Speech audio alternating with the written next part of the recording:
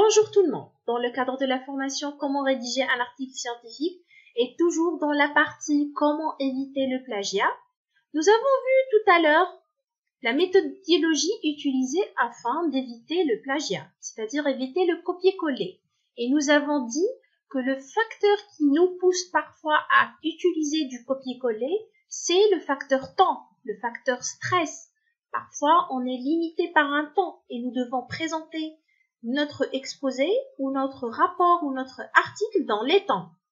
Donc, si on est pressé par le temps, on entre vraiment dans le plagiat. Pour les enseignants, comment peuvent-ils dire ou détecter ou dire que votre travail est original? C'est vrai qu'on lit plusieurs articles, mais on est loin de la perfection. On ne peut pas détecter et dire ce n'est pas votre travail. À ce propos, donc il existe des logiciels qui ont été récemment inventés qui peuvent aider les enseignants à détecter le plagiat. Même ils sont efficaces non seulement pour les enseignants, mais aussi pour les étudiants. Car parfois, on lit vraiment beaucoup d'articles et on entre dans la confusion de dire que ce soit c'est notre idée ou c'est une idée déjà trouvée dans un article. On peut entrer dans ces confusions-là.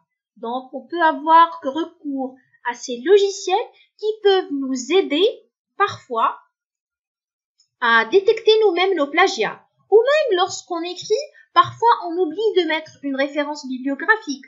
Donc, l'utilisation de ces logiciels peut aussi être utile en tant que manière ou une méthode de révision de notre référence ou de notre partie bibliographique. On va voir maintenant quels sont ces logiciels ainsi que leur efficacité à détecter le plagiat.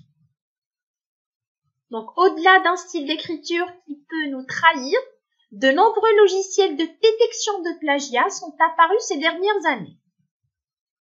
Comme certains logiciels sont en ligne, d'autres utilisent Internet et d'autres ils sont directement installés sur votre ordinateur. Donc, le premier, c'est compilatio.net. C'est un logiciel d'aide à la détection de plagiat. Encore, Plagium. Comme son nom l'indique, il détecte le plagiat aussi. Il y a un autre logiciel appelé CDupliChecker. C'est un free online software for plagium detection. Il détecte le plagiat aussi. PlageTracker ou encore plagicismdetect.com. Donc, pour avoir testé certains sites en copiant un paragraphe entier de Wikipédia par exemple, je peux dire qu'ils ne sont pas tous efficaces. Certains logiciels peuvent échapper à la détection de plagiat. Par exemple, nous avons dit tout à l'heure mentionné de Plagiaism Detect. Il ne détecte aucun plagiat. Les suivants parfois limités, par exemple Plagium, Positeo ou DupliChecker, retrouvent la source, mais donnent au mieux une similitude de 80% au lieu de 100% ou attendu. Donc il y a une marge d'erreur de 20%. Donc ce n'est pas vraiment efficace.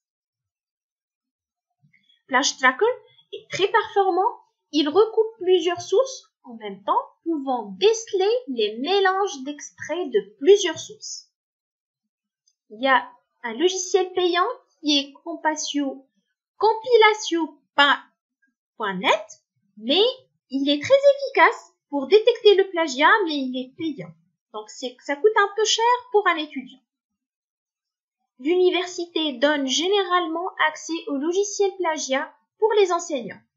Donc, si vous êtes étudiant et vous êtes en train de préparer votre article ou votre rapport de thèse, etc., vous pouvez demander à votre encadrant ou à votre directeur des thèses, à la fin de votre rapport, vous lui donnez le rapport et il pourra le mettre dans ce logiciel afin de détecter le plagiat et vous aurez à la fin un rapport.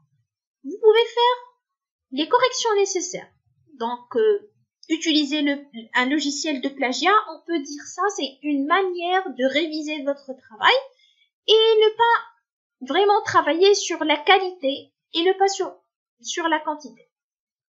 Donc, pour finir cette partie, on peut dire et utiliser cette méthode des 3 C, c'est copier, coller et citer.